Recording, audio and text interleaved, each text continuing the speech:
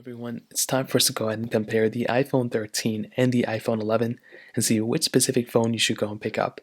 Now, if you want to pick up either one of these phones, the links will be down in the description. You can get them from there and you can help support the channel at the same time. Now, side by side, you can definitely tell both these phones look very similar, but there's also some key differences between them as well. With the iPhone 11, this specific phone came out back in 2019, and it isn't the oldest phone in the world. It looks pretty good. It has a 6.1-inch Retina IPS panel on the front, and I think it's a pretty good looking screen. I don't think it's that great, and the iPhone 13 is the best, but it's not bad, and I think it's good. It's definitely not great, but it's good enough. You have a little bit of bezel around it. That's more so than what we're getting on phones nowadays. You also have the notch up top too, but I still think it looks pretty good. It's definitely not the best panel, but I think it's a good panel for what you're paying for, especially now that this phone has gone down hundreds and hundreds of dollars than what it used to cost. I think it's a pretty decent value. Now with the iPhone 13, on the other hand, this one has the same size display, so it's 6.1 inches, but it is a Super Retina XDR OLED display. So it is a much better panel. It just looks better, has a longer name, and also, you're getting a less bezel on it because mostly of the flat sides. You're getting a little bit of a slimmer notch, and I think this is a really good thing that Apple did. I think the screen looks really good. There's not a lot to complain about, and I think it's a pretty good looking phone when it comes down to it. Now on the sides, the iPhone 11 is a little bit of it feels like a thicker phone. It's also a bigger phone overall because you are getting basically that curved panel rather than the flat side on the iPhone 13. So that is something that's kind of interesting here. I think with something like the iPhone 11, it still feels very good. I like the curved displays, curved sides sometimes, but the iPhone 13's flat displays or flat side is more, modern, I would say. So that's something you're kind of getting with the iPhone 13. You're getting lightning ports at the bottom. And on the back of these two phones, kind of similar stylings of the back. Now we're getting dual camera setups tucked away in the top left corner. But the thing is that the iPhone 11's cameras are top down, where the iPhone 13's cameras are side to side. So they're diagonal on the iPhone 13. It's kind of a cool approach that Apple did to kind of differentiate the backs of these iPhones since they all look identically the same for so many generations. So I think it was a nice thing Apple did here. But I do think with the iPhone 11, it still looks pretty good too. There's not much to complain about. We're getting pretty much the same type of glass backs on the back of both of them too. So, you're not going to feel one and think it feels way better. But the iPhone 13 looks better because it does have the flat side. Another big thing, you are getting that MagSafe capability on the iPhone 13. So this basically gives you not only the MagSafe wireless charger, but also MagSafe accessories as well, like the MagSafe cases and MagSafe wallets. So if you're really interested in those things, you do have that type of capability on the iPhone 13, which is actually really nice. And that kind of covers it up on the outside. You're getting wireless charging on both, IP certification on both as well. So lots of overlap, and I do think both these phones, fill the gaps in fairly well within each other. Now another big thing is with the software experience. You're both getting iOS, so there's not a big difference there. The iPhone 13 is definitely going to outlast the iPhone 11. That's kind of what we'd expect as of this point. The iPhone 11 is 2 years older than the iPhone 13, so that's just kind of what's going to happen. With the iPhone 11, you're still going to be supported for a long period, probably for like another 2-3 years. I don't want to say a super long time, but probably for another 2-3 years, this phone's going to be supported with software, which is going to be great. And the iPhone 13 is going to be lasting for way longer than that. So that kind of covers it up there as well.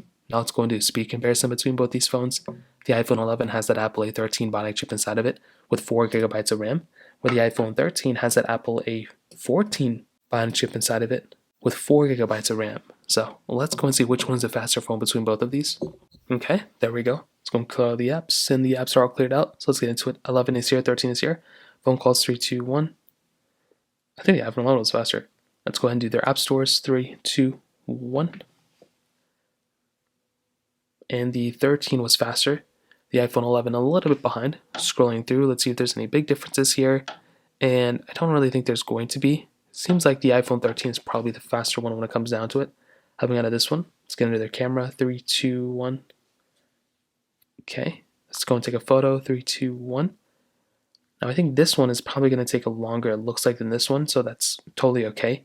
That means this one photo is probably going to look better overall. Let's go and open up their photos. I totally messed that up too. And the photos look kind of identical. Let's go and hop out of here. Photos, 3, 2, 1. Kind of the same thing, not a big difference there. Let's go and get into mail. 3, 2, 1. 13 was faster. Clock, 3, 2, 1. About the same thing. Now we do have some of these third-party applications we can go ahead and open up. So let's go and kind of see what we are working with here. Temple Run 2, 3, 2, 1.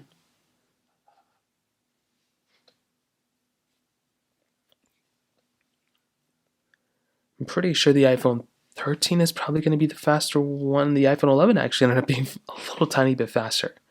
I don't know if it's going to load that one immediately up faster than that one.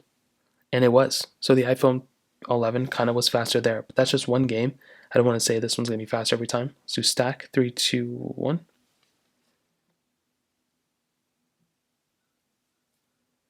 I think the iPhone 11 may have been faster there too, to be honest. Let's go and do thank you. 3, 2, 1.